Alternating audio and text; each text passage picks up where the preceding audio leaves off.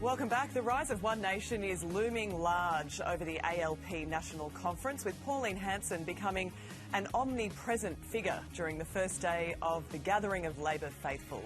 Joining us to discuss today's headlines is outgoing ALP President Wayne Swan and independent MP Dai Le. Morning to you both. Wayne, thanks for turning up this morning. It's a very busy time. As you point out, the tide is not turning against One Nation. Is Labor's complacency to blame? I don't think that the Labor Party is complacent about Pauline Hanson or anything for that matter. We've got a platform we've developed which is about real change, about wage justice and about intergenerational opportunity.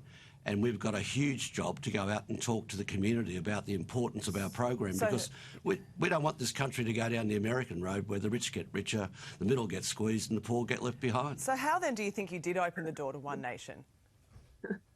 Oh, I think there's a lot of dissatisfaction in the community, particularly with cost of living. But also this is something that we've seen around the world.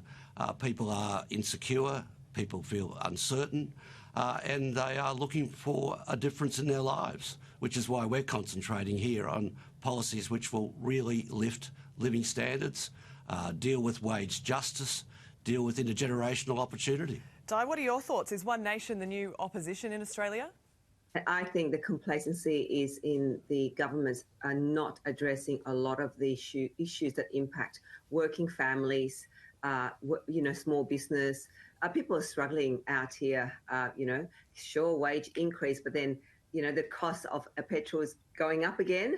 Cost of groceries, rent has gone up, electricity has gone up as well. So I think that whatever, obviously the great marketing spruik that the government keeps on saying your wages increase, but then everything else increases. So therefore, really, it becomes zero for many families and small business. And I think the rise of Pauline Hanson is about the lack of trust in the current system in terms of, both Labor and Liberal.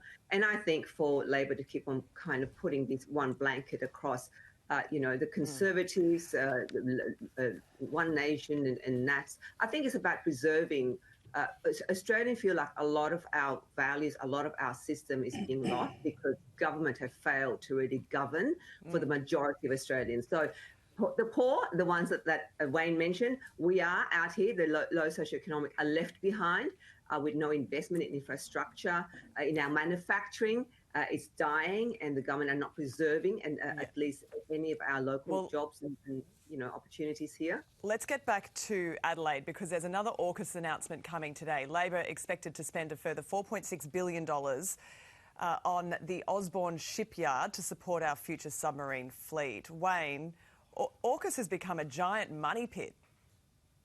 Well, it's absolutely critical that we invest in our defence. We live in very uncertain times, and the international environment has never been more threatening.